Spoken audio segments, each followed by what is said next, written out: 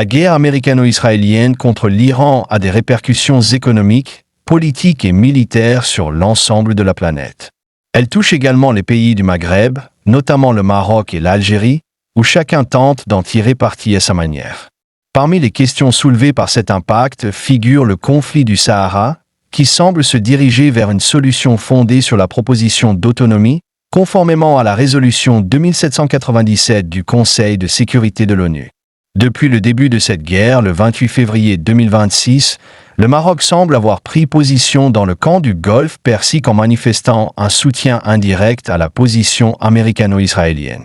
L'Algérie, en revanche, a tardé à annoncer sa position officielle, notamment en raison de la nature de ses relations avec l'Iran, ce qui l'a amené à adopter une attitude prudente et réservée lors de la première phase du conflit. En relation avec le Maroc, la diplomatie marocaine a publié le premier jour de la guerre un communiqué officiel condamnant les attaques iraniennes visant des pays du Golfe Persique, comme l'Arabie Saoudite, le Qatar et le Bahreïn, considérant ces attaques comme une grave violation de la souveraineté des États et une menace pour la stabilité régionale.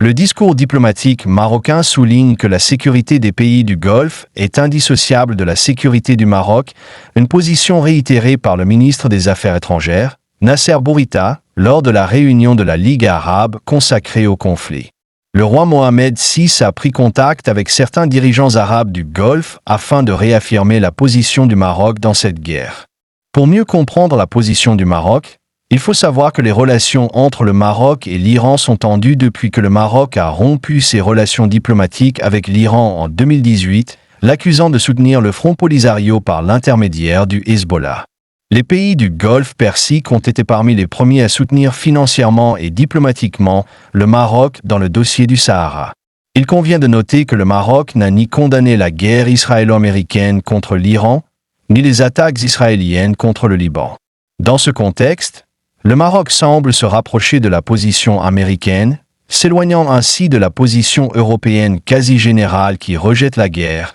ne la soutient pas et la condamne, à l'instar de la position du chef de gouvernement espagnol Pedro Sánchez a qualifié le conflit de catastrophique et contraire au droit international.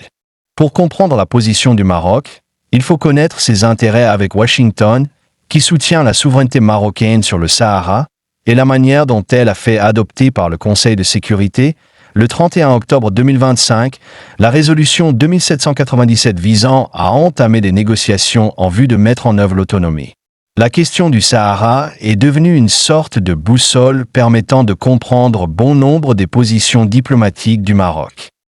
En ce qui concerne l'Algérie, on a observé que ce pays a tardé à annoncer sa position officielle au cours du premier jour de la guerre, en raison de la sensibilité des équilibres régionaux, de la nature de ses relations politiques avec l'Iran et de son souci d'éviter de prendre parti directement dans ce conflit. Sa position a donc été marquée au départ par la prudence et la réserve, dans l'attente d'une clarification de l'évolution régionale et internationale liée à la crise. Dans la déclaration officielle algérienne publiée le 1er mars 2026 et résumant la réunion entre le ministre des Affaires étrangères de ce pays et ambassadeur des pays du Golfe Persique, l'Algérie s'est contentée de condamner les agressions militaires contre ces pays sans nommer l'Iran, sans manifester sa solidarité avec lui et sans condamner la guerre américano-israélienne. L'Algérie fait preuve d'une extrême prudence diplomatique depuis l'intervention américaine au Venezuela et les pressions exercées par la Maison-Blanche pour ne pas entraver la mise en œuvre de l'autonomie comme solution au conflit du Sahara.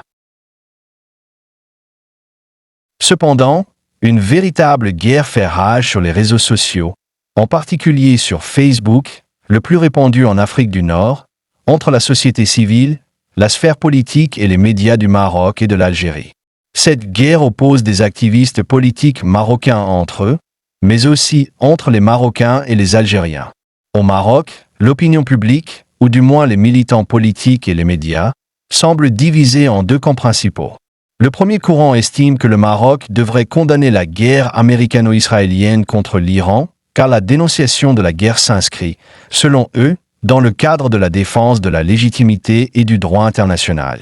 Les partisans de cette opinion affirment que condamner les attaques iraniennes contre les pays du Golfe ne revient pas à soutenir Israël ou les États-Unis. Dans ce contexte, certains militants et personnalités médiatiques ont pris position, notamment les podcasts de Hamid El-Madawi, qui a critiqué la politique israélienne, et le journaliste Ali Hanouzla, qui a critiqué la position du ministre des Affaires étrangères, Nasser Bourita, lors de la réunion de la Ligue arabe, estimant qu'il n'avait pas fait preuve de suffisamment de solidarité avec le Liban face aux agressions israéliennes dont il est victime. Dans le même esprit, des dizaines de Marocains ont tenté de se manifester dans des villes comme Tétouan, Tanger et Meknès pour exprimer leur solidarité avec l'Iran.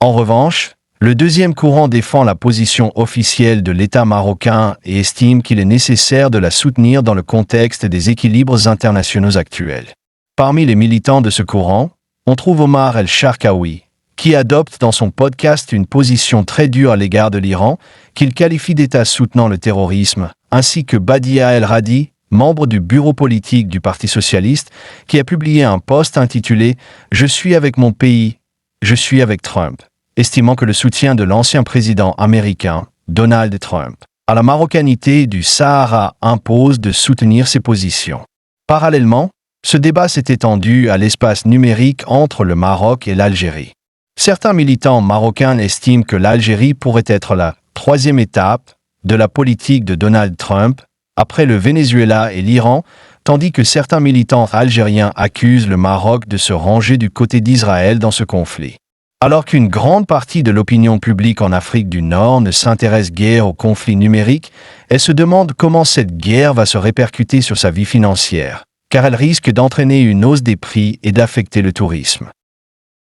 Dans le même temps, le conflit américano-israélien contre l'Iran devrait avoir des répercussions importantes sur la situation en Afrique du Nord, notamment au Maroc et en Algérie, considérés comme les principaux acteurs de la région. Parmi les conséquences possibles les plus notables, on peut citer accélérer le rythme des négociations entre le Maroc et le Front Polisario, avec la participation de l'Algérie et de la Mauritanie, en vue de trouver une solution au conflit du Sahara sur la base de la proposition d'autonomie. Elle pourrait inciter l'Union européenne à renforcer le dialogue et à intensifier les accords avec les pays d'Afrique du Nord afin de préserver la stabilité de la région et de limiter l'expansion de l'influence américaine dans cette zone.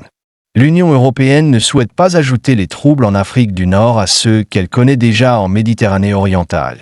Cette guerre pourrait également inciter l'Algérie à réévaluer ses relations avec la Russie et la Chine, compte tenu du soutien limité que ces deux pays ont apporté à l'Iran pendant le conflit, ainsi que pendant la crise vénézuélienne.